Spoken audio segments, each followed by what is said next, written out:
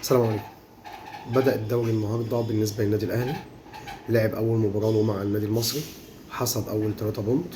كان ماتش كويس جدا جدا جدا من جانب الفريقين في الشوط الأول. كان في ضغط عالي من النادي الأهلي أول 25 دقيقة، وكذلك بدأ الشوط الثاني برضه بضغط عالي.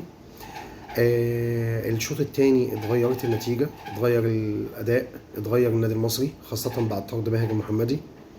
صفقات النادي الأهلي ببساطة كده ممتازة. إمام عاشور فريق انضاف للفريق.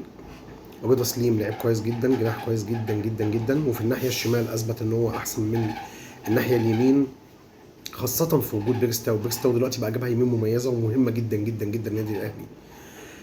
اما بالنسبه لمودست المهاجم اللي جاي وكان بيقول انا مستعد العب في مستوى اقل عادي خالص.